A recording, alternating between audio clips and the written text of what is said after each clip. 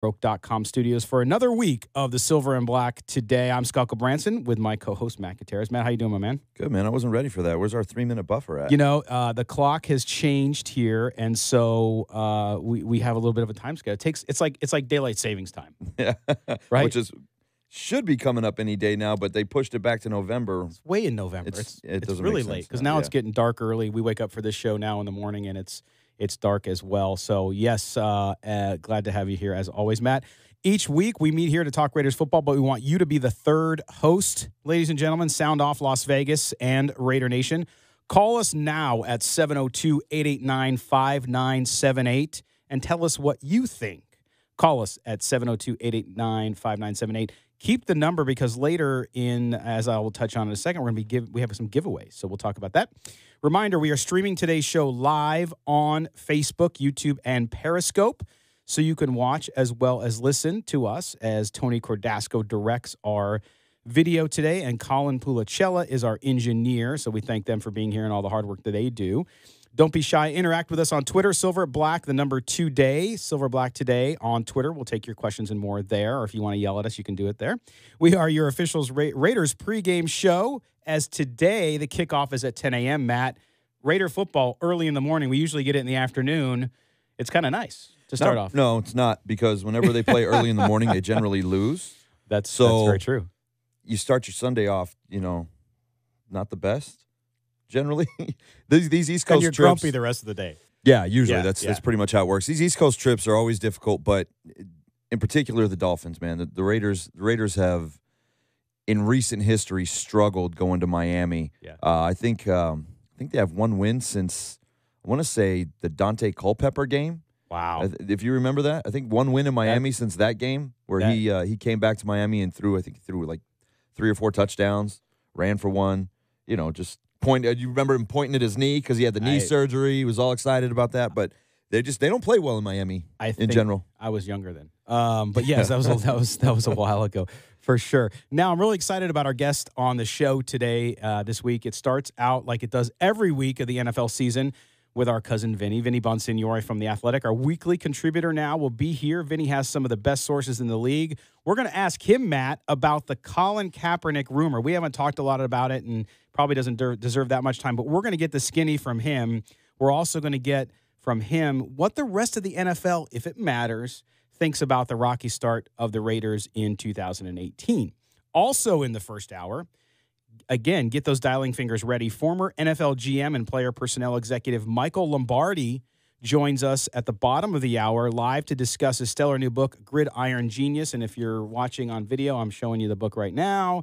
The book chronicles Lombardi's career working with Bill Walsh, legendary Raiders owner Al Davis, and, of course, Bill Belichick in both Cleveland and New England. We'll talk to him about that and focus on his insight on the history of the Silver and Black and where they are today. Then in the second hour, we'll jump out on the attorney Michael Troiano newsmaker line again to Miami, and we'll talk with Chris Perkins, who covers the Dolphins for the Athletic Miami, and preview today's game in the heat and humidity of South Florida. Then we will preview the game, give you our predictions, which have been, Matt, dead on for 2 weeks. We've been so close. I had the wrong colored jersey kicking the field goal last week as time expired. You did, yes. But, I mean, I picked the fourth quarter drive and last second field goal, just the wrong team. Wrong team, unfortunately. We'll also hear from our correspondent David Stepanian on the Raiders' trouble with the second half of games, which we're about to get into so far in 2018.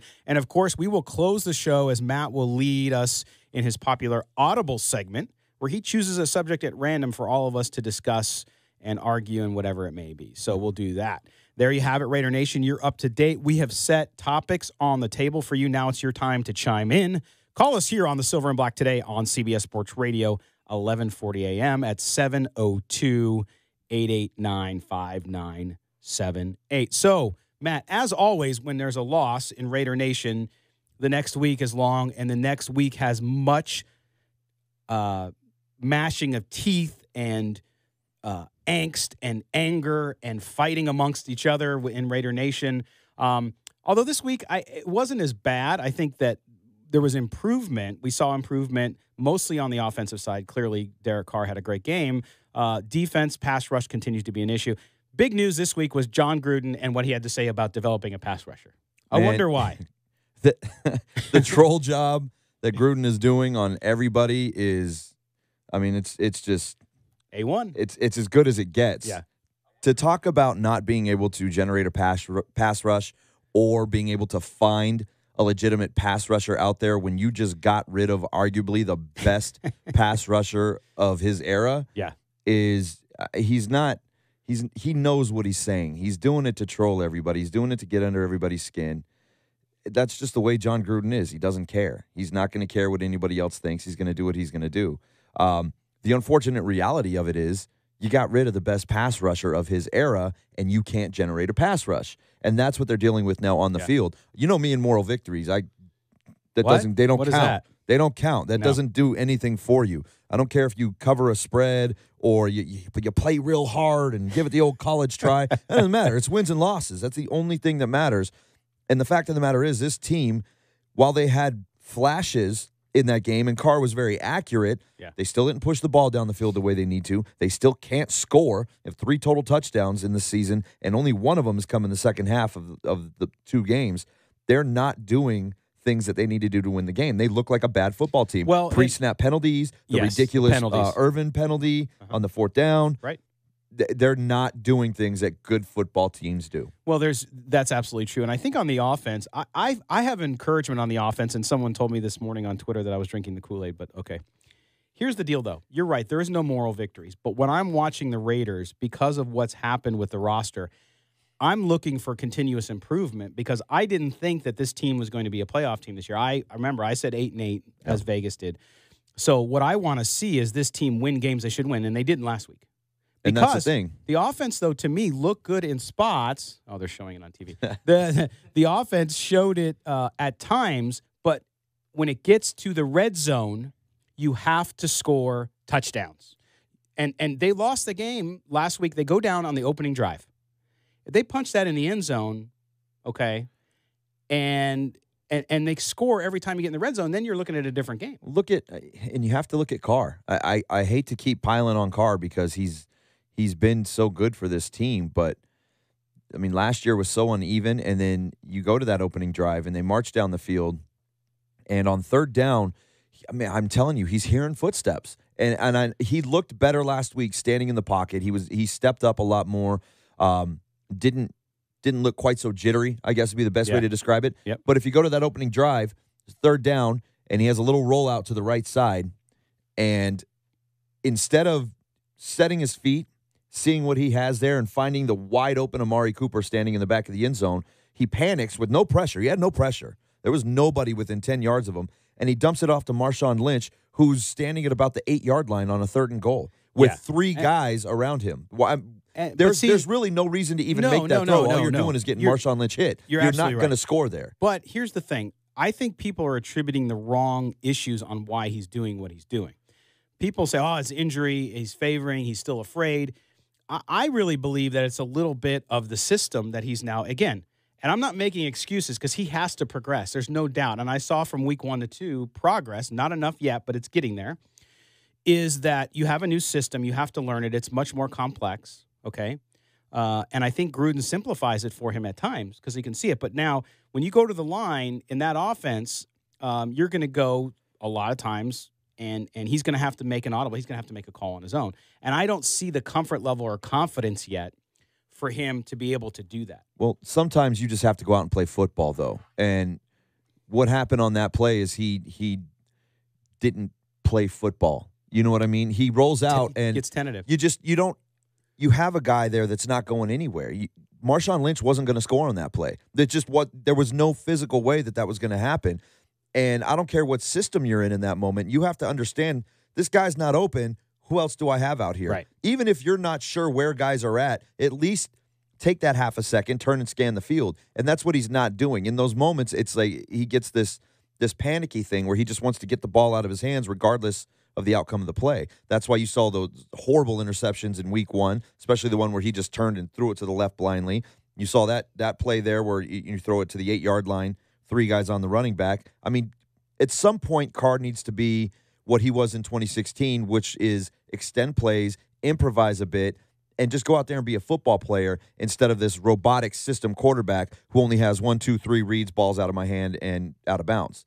Yeah, and we'll talk a little bit later with Michael Lombardi, too, about that offense. I mean, because Gruden's offense, again, is an offshoot of the West Coast offense and what a quarterback has to do to be successful in that offense. A reminder, by the way, I want to thank some of our sponsors. We're just a growing number of sponsors. And if you're out and you want to go see the game today, the Raiders game, and you want to watch it where you can hear the game, go up to the Pint up on West Charleston. Listen to us on the way because we'll be here up until kickoff. So go up there, check it out. I mean, if you want a game, if you want to eat, if you want to watch a game, get a great brew. Of course, they have Bad Beat beer up there from Bad Beat Brewery. So check it out. Make sure you do that as well because the Pint supports not only us, but Sports Adrenaline.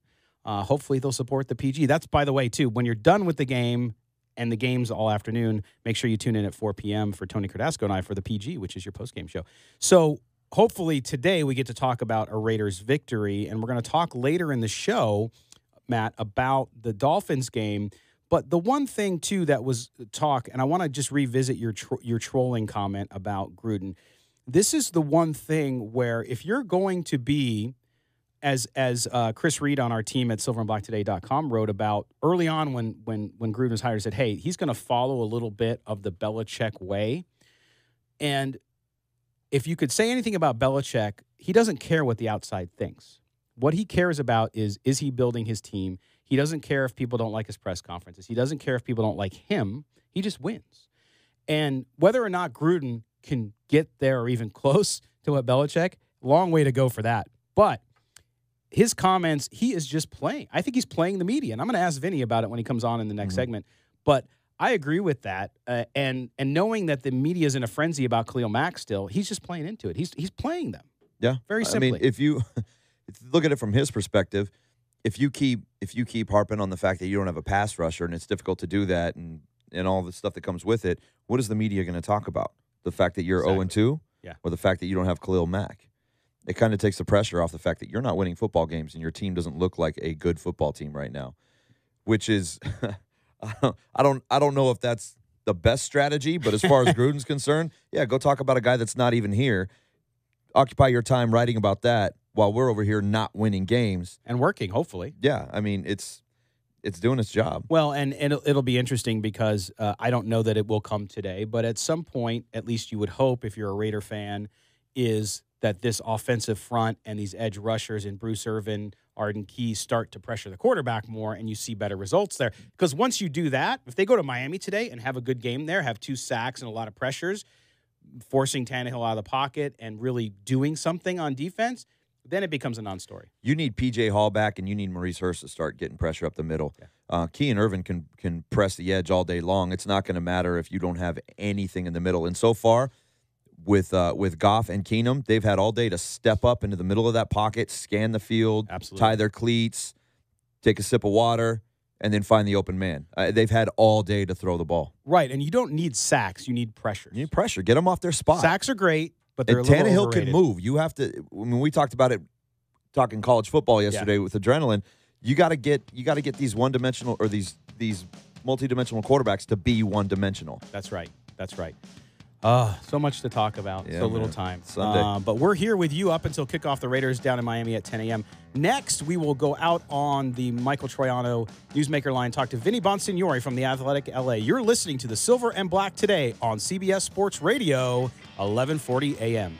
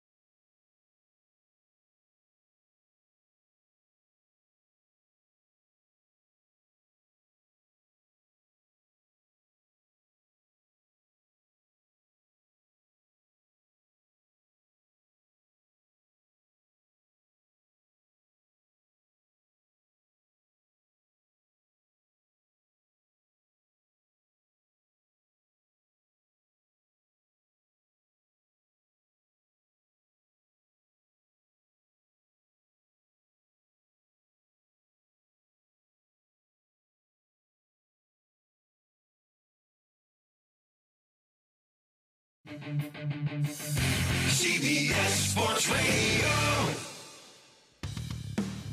This is Cliff Branch, former of the Oakland Raiders, 3-time Super Bowl champ, 4-time Pro Bowl, and you listen to the Silver and Black Show.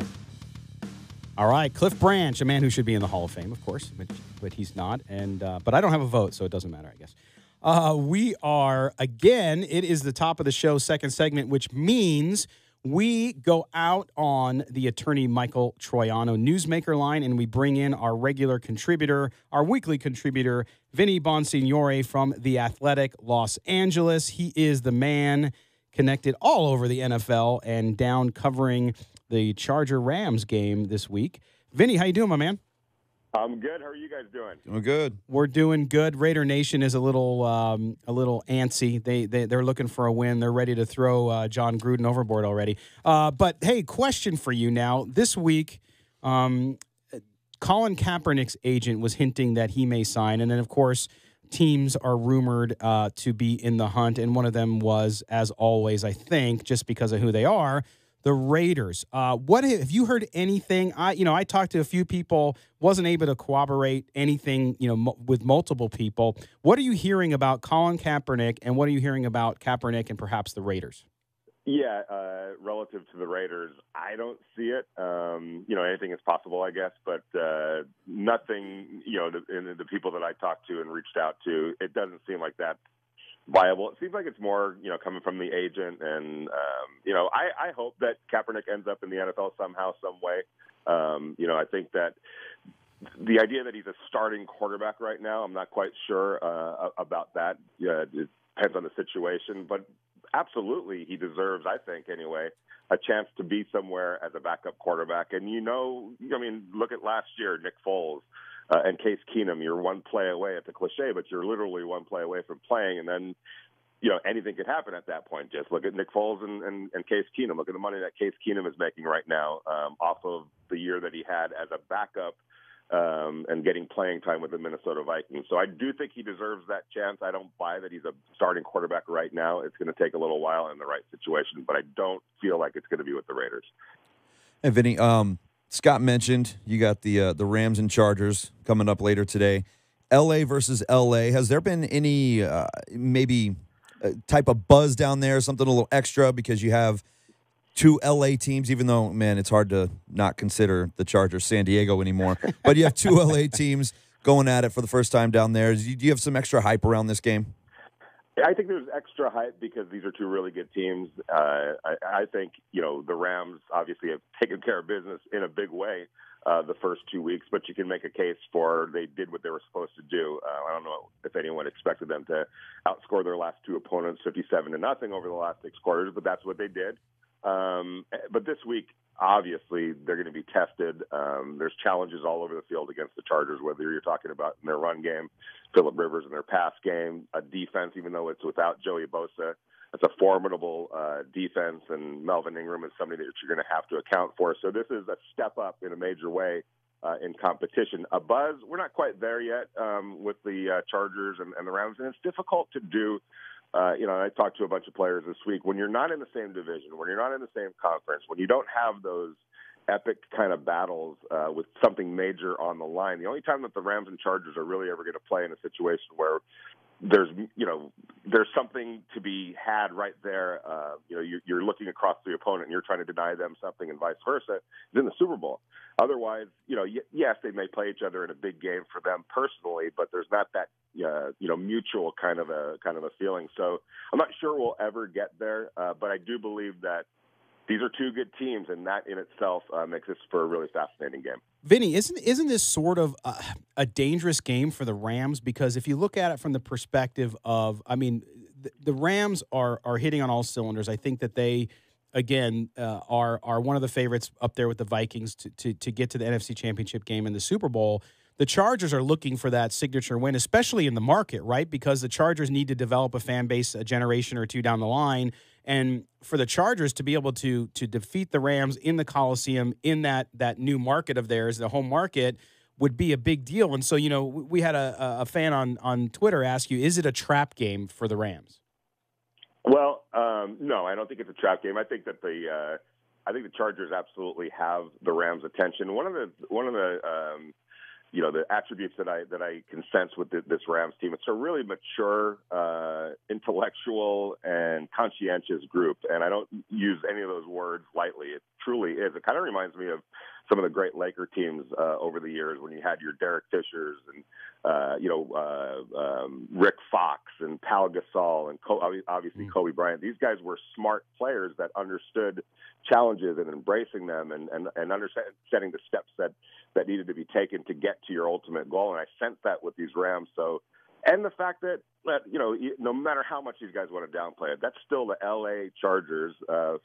We still think of them sometimes as the San Diego Chargers, but it is the same team, the team that plays in their city. There's a little bit of something, no matter how much these guys want to downplay it.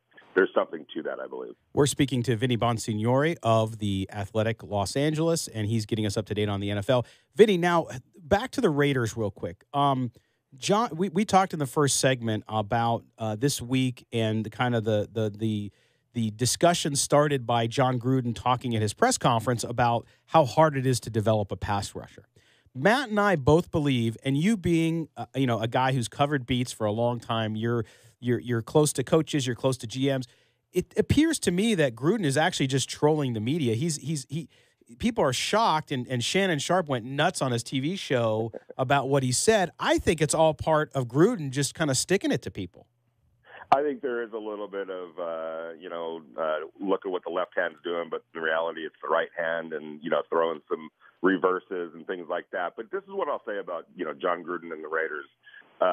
The Raiders brought John Gruden in to remake this team as he sees fit, and they gave him time and resources to do exactly that. There's always going to be hard decisions that have to be made in these types of situations, and sometimes that's going to open yourself up to criticism. It's probably going to open you up to sometimes resistance, maybe even in your own organization, not from the top, but in and around you. And I think we're seeing a little bit of that, perhaps. But from the top, the Raiders believe in John Gruden. They believe that sooner rather than later, the image that he has for this team, the vision that he has for this team, is going to be reflected on the field. And for the Raiders, that's what it's all about. The bottom line is, what are we going to look like? How is this team going to be playing? It's not going to happen overnight, but they believe sooner rather than later that will be reflected on the field. And for all the controversy that happens and the talk and the resistance and all of that, you're just going to kind of have to deal with it if you're a Raider fan for a little while. But the Raiders do believe that when it's all said and done, this was going to be the right decision that they made. Yeah, I really think Gruden's doing it because they're 0-2. I think that's the reason that Khalil Mack's name keeps coming up. I mean, the media, I think, is just going to push this narrative as long as they possibly can because it is such a big trade. And on the surface and even in reality, doesn't look like a very good trade. But when you're 0-2 and your team is doing the stupid things that Raiders teams have grown accustomed to doing over the last decade and a half, the pre-snap penalties, the fourth down penalties when you should be getting off the field, things of that nature, not scoring in the second half. I think this is the best way for him to distract everybody from the fact that his team isn't playing good football. Yeah, I thought they played much better yesterday, but obviously they weren't able to close the deal. And I'll make one more Laker reference here with this Khalil Mack trade. A little bit different dynamics, but nevertheless, if you remember, the Lakers traded Shaquille O'Neal right at the height of the Lakers kind of dynasty that they had going on right there. And I remember Mitch Kupchak telling me that that's not a decision that you make on an island. You have to have everybody in the organization on the same page on that, because if you don't, that's when fingers get started pointing fingers at each other. And it wasn't my decision, it was your decision. So the Lakers were in full support of that, even knowing that, look what happened. Shaquille O'Neal goes and wins a championship with Miami. The Lakers are in the lottery for a couple of years. It didn't look like a good trade to begin with. But ultimately, that trade paved the way for another run that the Lakers made. And in the long run, it turned out to be the right decision that was made. I'm not saying that we're going to be sitting here 5 years from now and saying that was a great trade by the Raiders to get rid of Mack, but it's part of a bigger picture. And I think that you have to let that picture come into vision and develop before you start saying it was the wrong decision or the right decision. Yeah, which I get that. We have to see what these two draft picks are going to end up being, the first rounders. But unlike basketball, it takes a lot more than one player. You can bring in a LeBron James, a Kobe Bryant, even a Shaquille O'Neal, and you can turn around an entire team in basketball. You need a lot of pieces, especially with the amount of holes that we have in Oakland right now. You need a lot more pieces than just one guy to make that thing go. And I think that's going to be the biggest issue is how do they fill those holes? Well, and I think you just your answer was right there in your statement. It takes more than one guy. Khalil Mack, for as great as he was one guy, and I think that's basically what it came down to was, do we pay him $20-some-odd million, close to $24 million, and pay two players between him and Carr, $50-something million, I guess, or at some point right around there. For two players, when we do have holes all over that was the hard decision that they had to make. It might have been different had they had a better roster around both of those players presently, but they didn't, and they made a decision that they felt is the best decision for them in the long run. And 2 first-round picks, I don't always look at it like that because you could flip 2 first-round picks and walk away with 4 picks, 5 picks. It's depending on how you play it. So those are assets to be utilized. Now it's on the Raiders, it's on John Gruden and Reggie to maximize those assets. But that's something that we're going to have to wait and see how it all plays out. Vinny, thanks again for joining us as always. Vinny Bonsignore with the Athletic LA. When we come back, we'll have Mike Lombardi on, Gridiron Genius, his book, All Things Football, man, calling people out in there. We'll be back, Silver and Black today, CBS Sports Radio, 1140 a.m.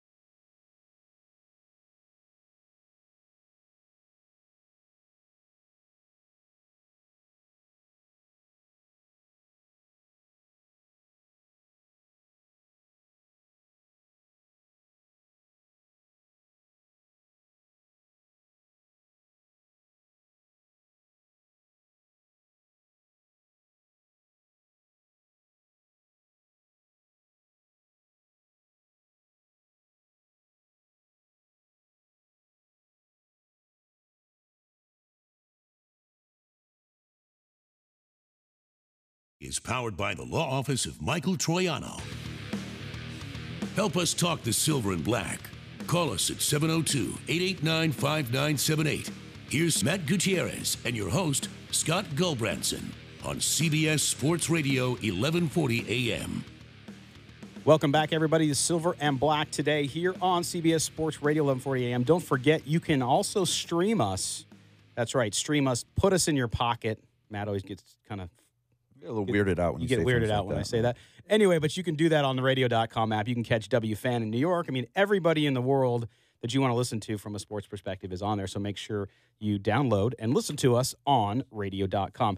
We are just elated again to welcome one of our favorite guys back to the show, and that is former NFL GM and longtime player personnel executive in the NFL, Michael Lombardi. And Michael's here to talk today about a couple things, but number one, and I'm showing it to our Facebook and YouTube crowd on video, his new book, Gridiron Genius, a masterclass in winning championships and building dynasties in the NFL. It's got a foreword by Bill Belichick. And Michael, you worked with, three incredible guys and important to the history of the NFL. Of course, Bill Walsh, Al Davis, and Bill Belichick. And this read, Michael, was fantastic, directly tied to your career. All three of those guys are different guys, yet they really had some key traits that were consistent amongst those types of guys that you worked with that build championship teams. Tell people about that and the kind of culmination of what led you to write this book. You know, I've been so fortunate in my life that I started out with Bill Walsh, and I learned football really from somebody who saw the game completely different. You know, he saw the game as a series of matchups, and probably because he worked for Al. So Al's is the kind of the root of all this. So he worked for Al, and one day I was driving him around, and he said the most football he ever learned was working for the Raiders, and I thought I needed to do that. And then when I studied Al and, really got understanding how the Raiders system worked, and even though I wasn't working there, I really kind of knew it. Then I went to New England and a lot of things. Then I went to Cleveland with Belichick, and a lot of things we did there, we borrowed from Al or stole from Al, however you want to politely put it. And so, and then I went, and Bill went on to New England, and there's a great influence. Al was one of the first people who ever really took scouting away from the sporting news and checking out player stats. He advanced the game, and Walsh advanced the game offensively, and Belichick advanced the game defensively. So I've been really blessed. And in those relationships, I've been able to talk football with the great Bill Parcells, who was a disciple of Al as well. So, the book started out as an idea that I, having worked for Belichick and Walsh, I wanted to write a book called The Bill of Rights, the Bills of Rights, and my publisher thought it needed to be a little bit bigger than that, and that's what we came up with. Last time we talked to you, Michael, this is Matt Gutierrez, by the way. Last time we talked to you, you mentioned John Gruden wanting to build the team in the quote-unquote Patriot way and be more like Bill Belichick in his approach, which is basically, I don't care what anybody else thinks. I'm going to build this team the way that I want to build this team. And if that means trading away your top name players, so to speak, guys like Khalil Mack, then that's what I'm going to do. Do you see that Gruden is now that we're 2 games into the season and he's making these moves, do you see him as going after that Belichick mold? And do you think that he has what it takes to be able to do that? Well, I think that remains to be seen. There's not a lot of Belichicks floating around. First of all, Belichick's the best coach in the league, and he's probably the best general manager in the league. So, he holds 2 jobs, and he's at the top 5 in both of those. Clearly the top 5 in coaching, and some may debate about his GM movements and, guys he cuts and all that. But essentially, he wins every year. So I think John's challenge is, can he do that as a general manager? John is a coach. I don't think anybody's going to question John coaching. The quarterback played from week 1 to week 2, the quarterback improved tremendously. So that was important. But I think he's going to look at the long lens here. I think John has to take a step back. I wrote about this for The Athletic, and I think he's got to see the game at 35,000 feet and kind of take away from himself as just the offensive coordinator and run the game as the general manager. And that requires putting time in as the GM. And that requires really being good at evaluations. Al was always a big believer. It takes talent to evaluate talent. Not everybody's a great evaluator. And so you've got to really work at it and study it and really convince yourself on what's going on in the league and how it all plays out. So I think the challenges are still ahead for John, especially in that GM chair. Yeah, and in the book, Michael, you talk a lot about evaluation and how organizations sometimes fall in love too much with guys or ways to evaluate players that don't always work out for them in the end. And as for me, as a longtime corporate business guy, one of the topics central in your book that resonated with me, at least, was the fact that leadership is central to almost everything you write about in here with guys like Walsh and Belichick. And these are men that ran their teams like a Fortune 500 company. In fact, a lot of the times in the book you reference, business texts and books that you have read as well, and as well as you did in your career. For the fan out there, talk about that and how it led to these coaches, by taking that approach, accomplish what they were able to do. Well, I think, when you just, Al wasn't coaching, so it was a challenge for him. I learned from Al, and I think later in life for Al, you can't control the game from the GM's chair. You can't control the game from the owner's chair. You really can't. The game has to run through the head coach's chair. And Walsh and Belichick could do that. But what they did so well, and what the book essentially is about, if you ask me what my book is about, I'd say it's really about how to build culture. If you're the women's basketball coach over at Bishop Gorman High School, you can read this book. If you're a coach in Wyoming and you coach lacrosse in Boston, you should read this book because it's about how to establish, maintain, and execute culture on a consistent basis. And that's what Walsh and Belichick does. That's what Walsh did every day he came to work. People think, he was obsessed with the West Coast offense. Yes, he was. That's how he won games.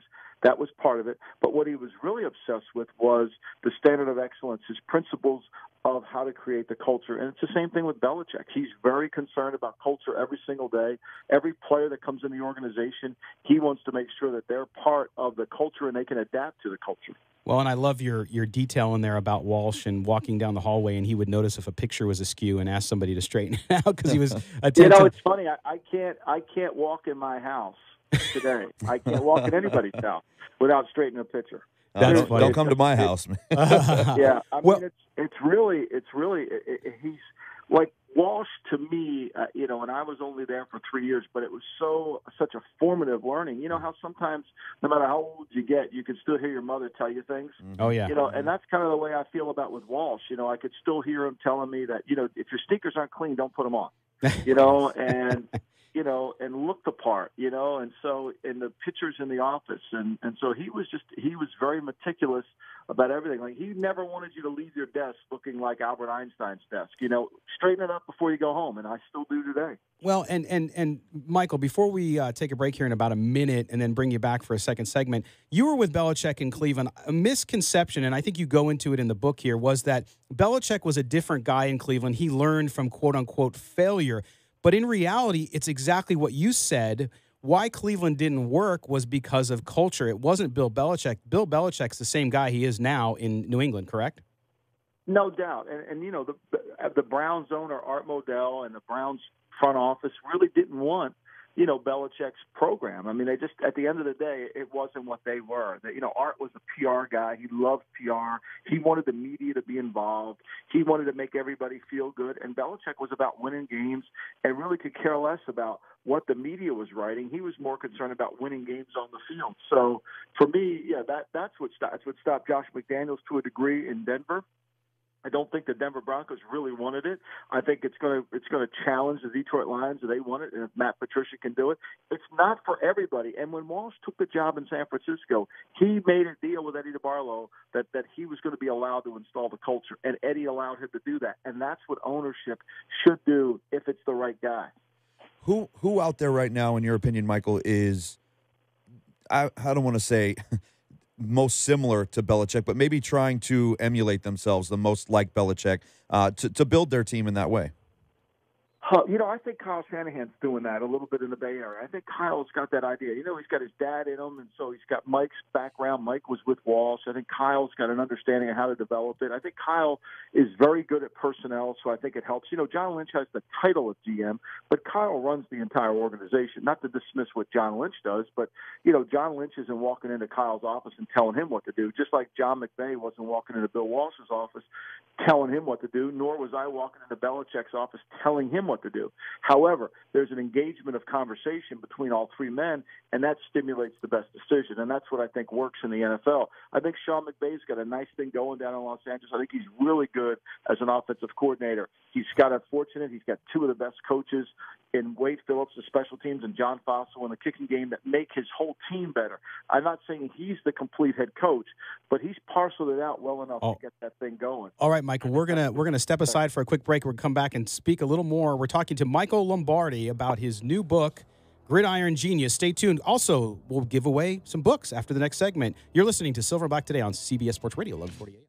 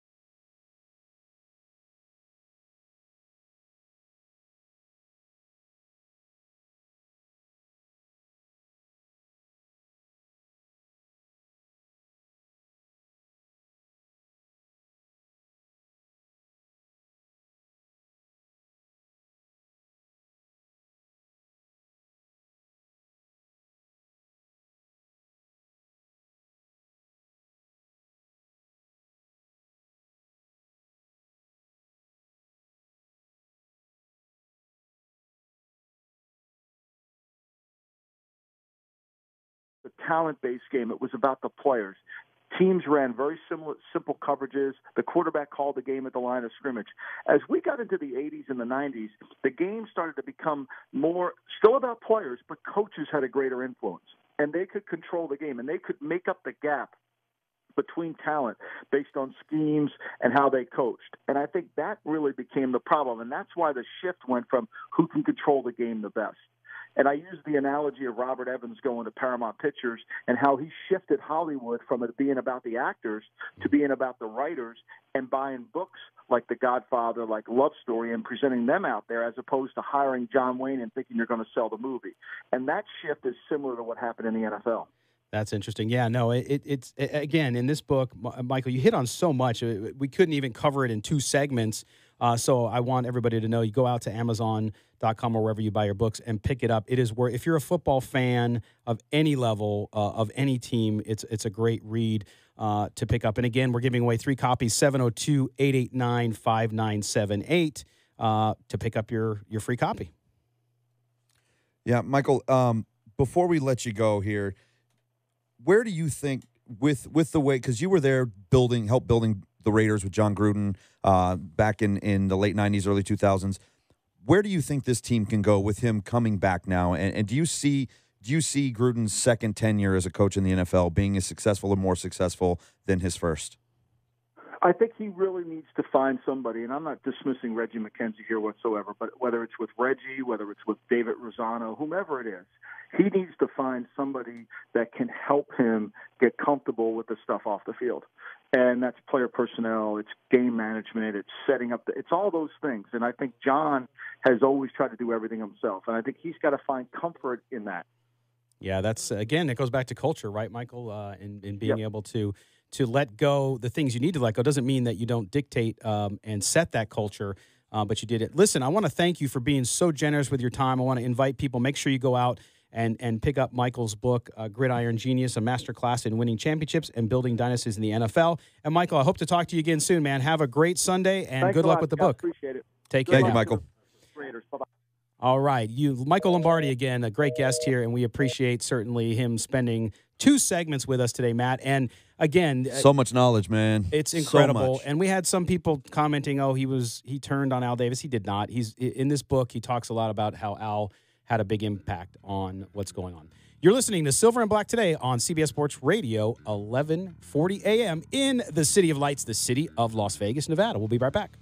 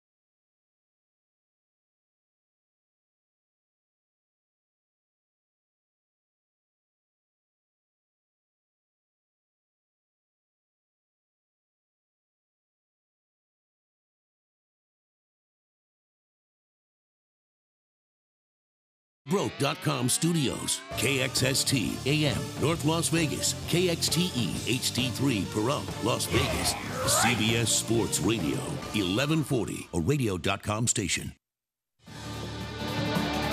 CBS Sports Radio. Sports Flash. I'm Alex Perlman. Week 3 in the NFL gets back underway in an hour. Patrick Mahomes and his NFL best 10 touchdowns in action at 1 Eastern when the Chiefs host the 49ers and at Arrowhead for the first time this year. They have a lot of good players. I know they have Sherman there now. He's a very instinctual player, and they have a big defensive line. So, I mean, it's going to be a great challenge for us, especially being our first home game. We got to, like I said, we have to just stay in process, keep doing what we do well, keep getting better, fixing our mistakes, and hopefully come out with the win. Meanwhile, the Giants in Houston to take on the Texans, and head coach Pat Shurmur making a big change, benching right tackle and former first-round pick Eric Flowers in favor of undrafted free agent Chad Wheeler. Jaguars injury news, running back Leonard Fournette reportedly out against the Titans. TJ Yeldon also questionable. He's expected to play, though. As for Tennessee, they're planning to start Blaine Gabbert under center against Jacksonville this afternoon. Even though Hugh Jackson's waiting until Monday to announce his starting QB, Cleveland.com reporting that it will be Baker Mayfield under center against the Raiders next week. Tyrod Taylor is expected to clear concussion protocol. Eagles QB Carson Wentz getting the nod for the first time since tearing his ACL in December and says he won't be affected by wearing that big, bulky brace. I feel comfortable with it. You know, we'll see after the season and everything how I feel with it, but I feel good with it right now. You know, it's definitely something the doctors recommend, and so I've gotten used to it by now and feel really comfortable with it. Wentz won't have all his weapons in rainy Philly, though. Running back Jay Ajayi and Darren Sproles both inactive against the Colts. So is receiver Alshon Jeffrey. Elsewhere, wideout Devontae Parker will make his season debut for the Dolphins as expected. Aaron Rodgers officially active for the Packers. According to ESPN's Adam Schefter, Patriots tight end Rob Gronkowski was almost traded to the Lions over this summer. And the Seahawks are reportedly mulling a significant fine to safety Earl Thomas for missing 2 practices last week. In golf, Tiger Woods in prime position to nab his first win on tour in the last 5 years. He leads the Tour Championship at 12 under par, 3 shots clear of Rory McIlroy and Justin Rose. Woods and McIlroy tee off in the final group at 2:05 Eastern. NBA, the Jimmy Butler saga might be nearing an end. Timberwolves owner Glenn Taylor wants a deal done in the next few days, according to reports. This after signing Karl Anthony Towns to a 5-year, $190 million Supermax extension. On the diamond, the Yankees just clinched their spot in the postseason, but looking to hold off the A's for home field advantage in the wild card game. New York finishes its series with the Orioles at 1:05 Eastern. Oakland hosts the Twins at 4:05. They are sitting 1.5 games behind the Yankees for the last and final playoff spot. I'm Alex Perlman. This is Boomer Esiason of CBS Sports. We always have our game face on. Expect it here, CBS Sports Radio. CBS Sports Radio. Get a shot of adrenaline, sports adrenaline, Saturday morning from 8 to 10 on CBS Sports Radio, 1140 a.m. The most in-depth coverage of the Silver and Black as they set their sights on Las Vegas for 2020. Live from the CBS Sports Radio 1140 studios, it's Silver and Black today. Join the conversation by calling 702-889-5978. Now, here's Scott Gulbransen and Matt Gutierrez.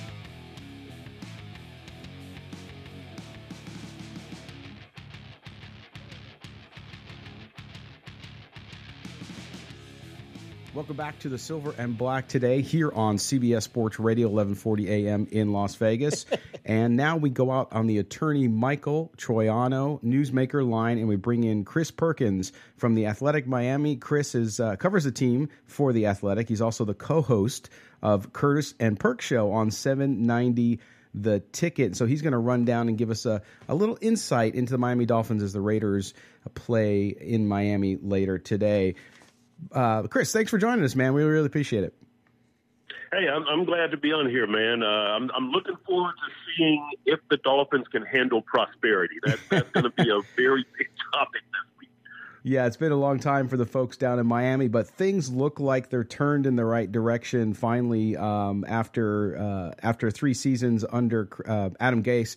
And talk about, Chris, I mean, right now, who would have thought, even coming in with an improved squad, drafting Minkah Fitzpatrick 11th in the draft overall, that the Dolphins would sit atop the AFC West at 2-0, especially with the dominance. And I think most of us outside of Boston are sick of seeing the Patriots at the top over there.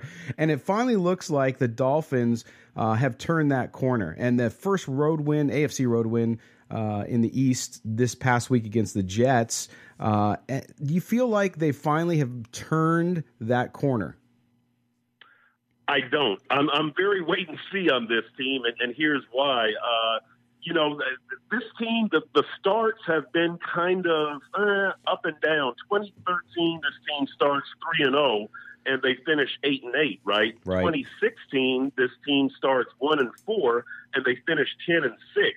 So it's really been with the Dolphins how well you finish. Now, I will say this. This team has been a very opportunistic team, and probably the thing that points most in the up arrow is the defense is producing turnovers. Now, the offense doesn't always turn them into touchdowns, but that defense has produced, I believe, 5 interceptions. And so it's showing signs of a playmaking defense, and the defensive ends, Cam Wake and Robert Quinn, haven't really even gotten going with sacks. So they're trending in the right direction as far as what they're doing. Offensively, Ryan Tannehill is playing very efficiently. It's a dink and dunk offense, but he did hit Kenny Stills on a 75-yard pass in the opener, touchdown pass in the opener against Tennessee. The receivers are more versatile. They're more talented. They're doing different things with Albert Wilson, who came over from Kansas City. He's lined up in the backfield. He's taken end arounds. He's run short routes. Kenyon Drake at running back has showed to be a big play type of guy. So when you add up what you've seen in the first 2 weeks, there's reason to be encouraged. But I still think there's a lot of holes on this team, so I'm still waiting to see on them. Yeah, I think a lot of people have agreed with that, saying, look, the Dolphins might be going in the right direction, but they're not there, and maybe some people are expecting a little too much out of them. Now, as you have written recently, too, it's primarily the Dolphins sit at 2-0 primarily because of that defense, as you just talked about. What is it about Matt Burke's unit that really has clicked? And of course, they have some really talented players. I mentioned Minkah Fitzpatrick. Of course, even some of the reserves I have to mention in Torrey McTyer, because Torrey's a UNLV guy. So he's a local favorite here. But what is it about Matt Burke's defensive unit that has really started to step up and take? Now, they're middle of the pack right now in the NFL, which is a great improvement, but they really have kept this team in those games enough for that offense to win it. Well, I'll start with the defensive line, because I do think that's where it starts. They lost Ndamukong Suh to the Rams, and that was a big deal in the preseason. So far, it looks like they're doing pretty well. They've got Devon Gottschall and Akeem Spence starting, and they have a rotation where they bring in other guys, Vincent Taylor and Jordan Phillips, and William Hayes slides inside a little bit on passing situations. And then at the ends, you have Cam Wake, you've got Robert Quinn, who in the preseason they were just a sack happy pair, and the Dolphins are hoping that comes out. And look, with Cam Wake, really the way it's been with him in the past is he'll go on a 5-game stretch where he'll get 8 sacks. So you're not really worried about that. Robert Quinn, as long as he's healthy, he's a 2-time Pro Bowl selection, so he should be okay. Andre Branch also at the end. So the defensive line has been a little bit surprising. They've been able to stop the run, which has been a big concern with this unit, and they've done okay in pass rush as far as pressuring the passer. The sacks haven't necessarily come yet, but they are getting pressure on the passer. But really, this defense is just making plays. Xavier Howard has an interception there at one corner. Bobby McCain at the other corner has done pretty well. Minkah Fitzpatrick looks like a man. I mean, he really does. I know it's only a 2-game sample size. We don't want to get too far ahead of ourselves, but he just shows great awareness and some he doesn't even get a whole lot of passes thrown his way. And it was that way in the preseason because he's been good. So, but really it's the playmaking. Linebackers are still suspect. Raekwon McMillan in the end and Jerome Baker at one outside. Kiko Alonso has been playing well. The personnel, I'm still not 100% sure, but again, they've been making plays, and I think that's the best thing you can say about this Matt Burke defense. It's not necessarily the scheme so much. It's that guys have begun to make plays within that scheme. Yeah, that's always important. Doesn't matter what scheme you have if you don't have the talent to get it done. Now, on the you talked about the offense, dink and dunk. Right now, ranked 26th in the league early on. Ryan Tannehill seems to be somewhat efficient and running the offense okay. And you talked about, too, Kenyon Drake. How has his development come? And more importantly, is that offensive line making the room for him to be able to run the ball? Well, the offensive line is doing very well in run blocking. The Dolphins, I believe, are eighth in the NFL, maybe 127 yards rushing per game. You've got Kenyon Drake there who totes the mail. He's the majority of the carries, but they also acquired Frank Gore. And Frank Gore is a good guy to spell Kenyon a little bit. The workload will probably be about 70-30% in favor of Kenyon Drake. But Kenyon Drake is a guy who is developing. He led the NFL the last 5 weeks in rushing last year, 444 yards. And again, he shows that big playability, the home run hitting ability.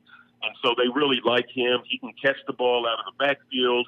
And, the Dolphins offense, Adam Gase, the head coach, he comes from a passing background. Mike Martz is one of his mentors. He was in Denver with Peyton Manning a little bit and those receivers and tight ends they had, Julius Thomas and those guys. So he favors a passing offense, and that's kind of what you're getting here. And it is a dink and dunk offense. It's a ball control offense.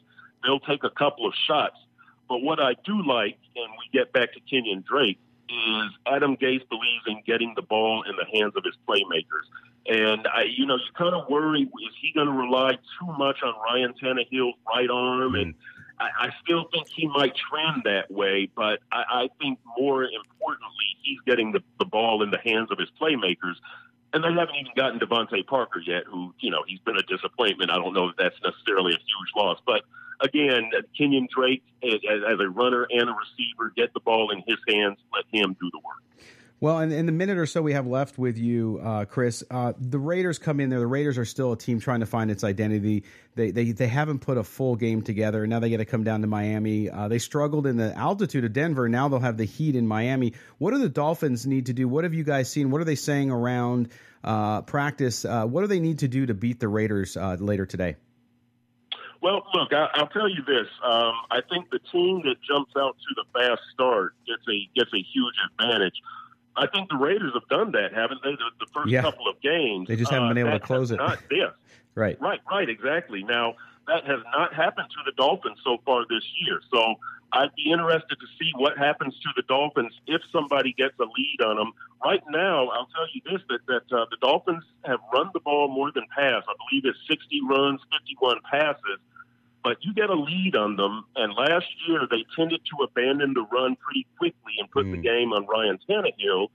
In that case, I think it's advantage Raiders because I just don't think that Tannehill is the type of guy who can necessarily carry you week to week. He'll have his good games, and he has had that, but to me, the more that you put the game on Tannehill, the more the game goes into the opponent's advantage. I think Tannehill's a slightly above average quarterback. I don't think he's a bad quarterback by any means, but he's not an elite quarterback. So I think for the Raiders, you jump out to a lead, play another good first half, and see what happens. That's what I think will be a huge key on today.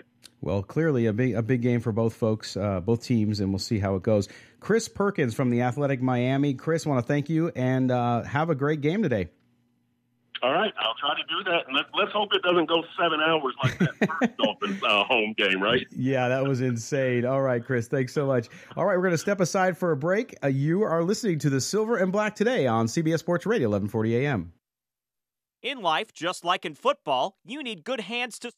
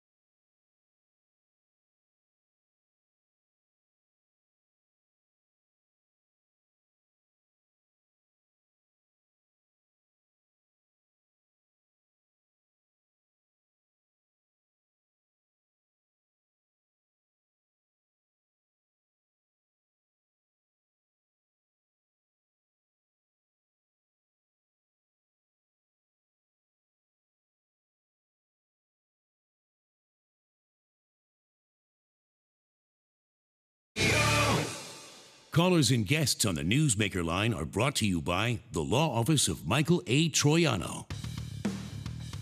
The only way to take Silver and Black today with you is with the radio.com app. Download it today and search CBS Sports Radio 1140 in Las Vegas and listen to us anytime, anywhere. All right, we are back here on the Silver and Black today from the Dollar Loan Center, don'tbebroke.com studios, just a few miles off the Las Vegas Strip, right? And we are a couple things I want to do. Number one is, due to regulations around giveaways, we've had a bunch of folks call in about the book that are from out of town. And one in particular, our man Obi-Wan Raider, who won one, but unfortunately have to be here to pick it up. So we are going to send you one, man. Just make sure you send us your address. That we will send that courtesy of the Silver and Black today from our own dime.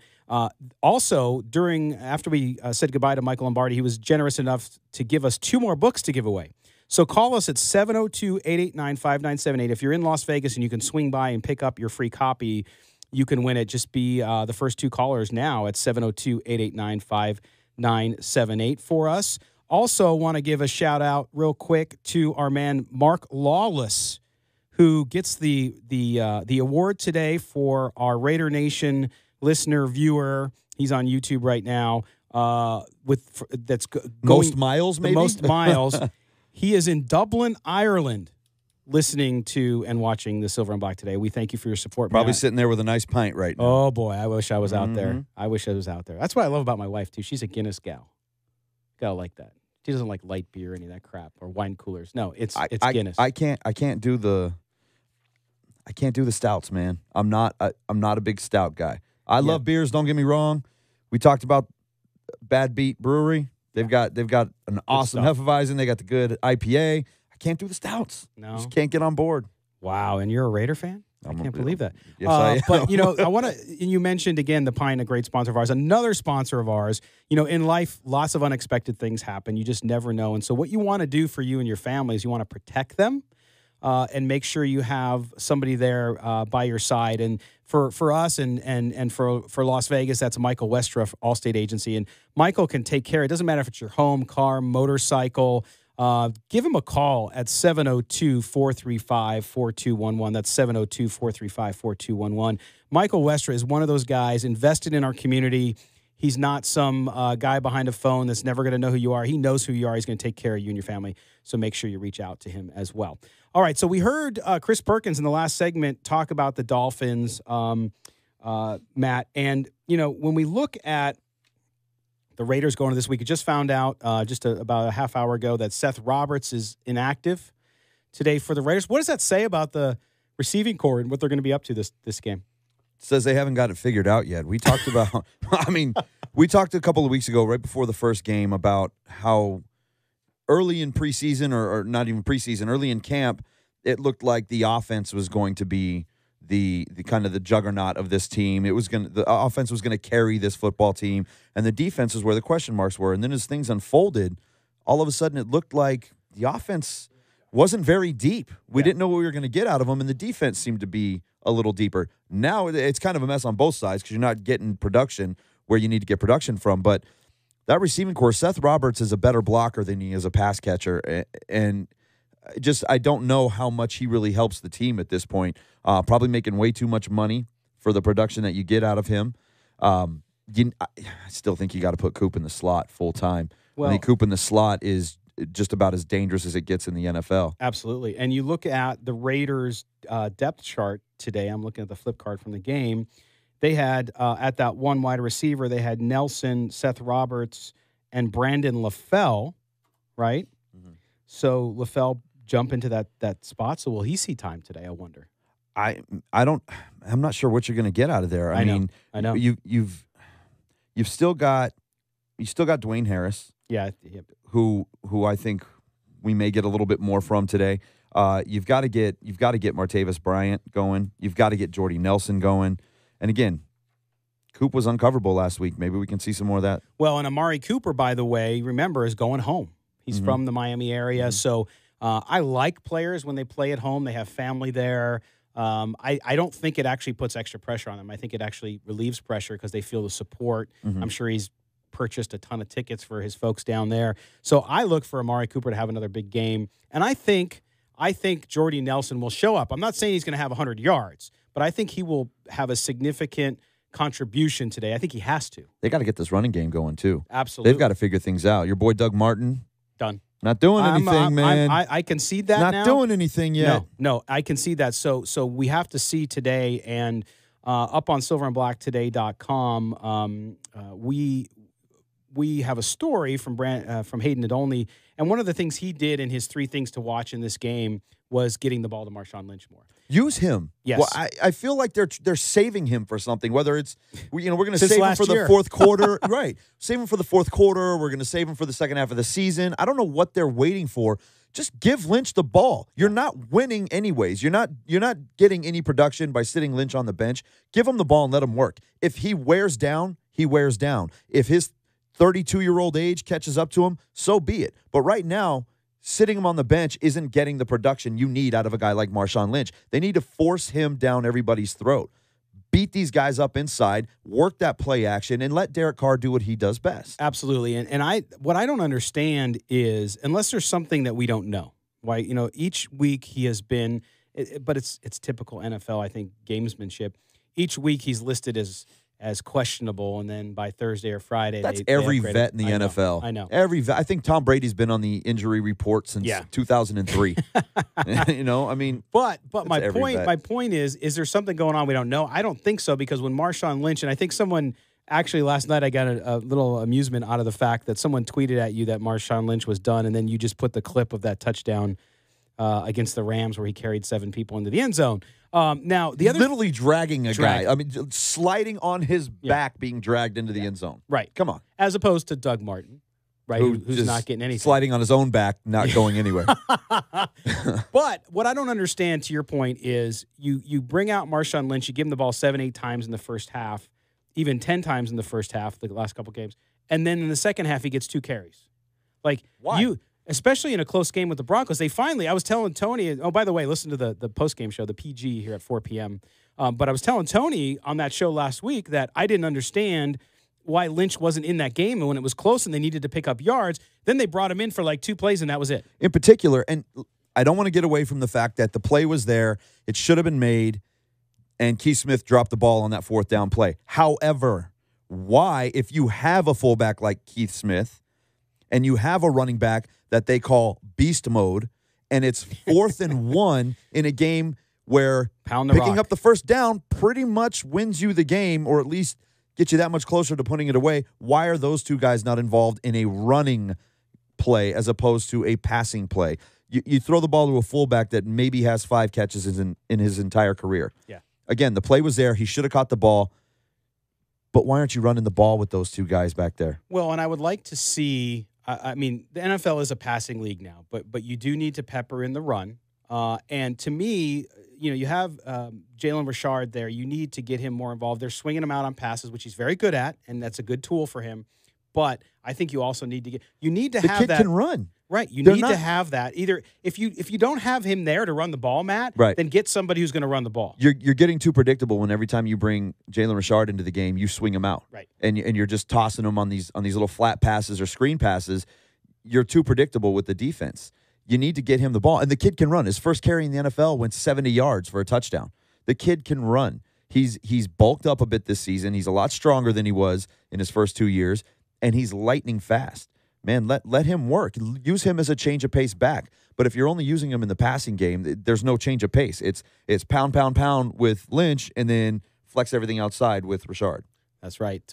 Again, you're listening to Silver and Black today here on CBS Sports Radio 1140. Give us a call. What do you think? I mean, Raider Nation has opinions, right? They have some very loud ones. Some good, most of the time. And even folks that we go back and forth with respectfully, like K. Riley 65 on Twitter, who's been going back and forth with me on this being a transition year. But I will tell you, call in 702-889-5978. Be part of the conversation. We still have those 2 books, too, to give away here in Las Vegas. So make sure you give a call. That is Michael Lombardi's Gridiron Genius book. You definitely want to check that out. Now, Matt, we look at the Raiders and the Dolphins and the running game, the receivers.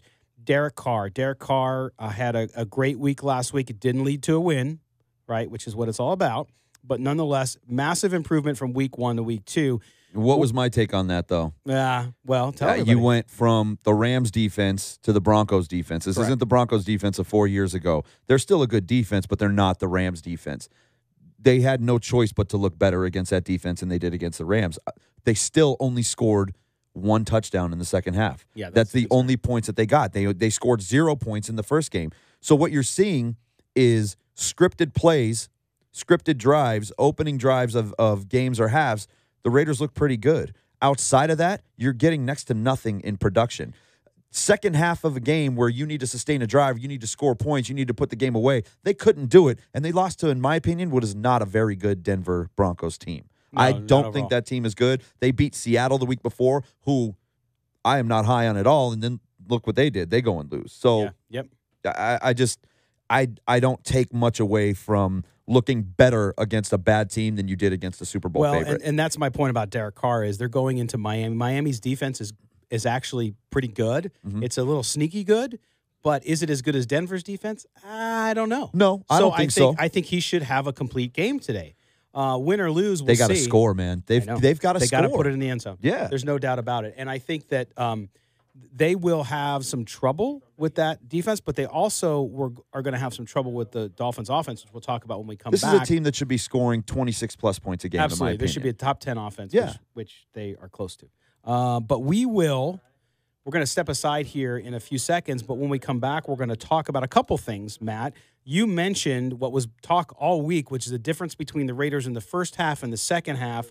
We've seen it 2 games in a row. It got better last week, but still there's an issue. 2018 season began with much optimism. Our correspondent, David Stepanian, in the next segment, will have a package for us on the Raiders' first half versus second half woes.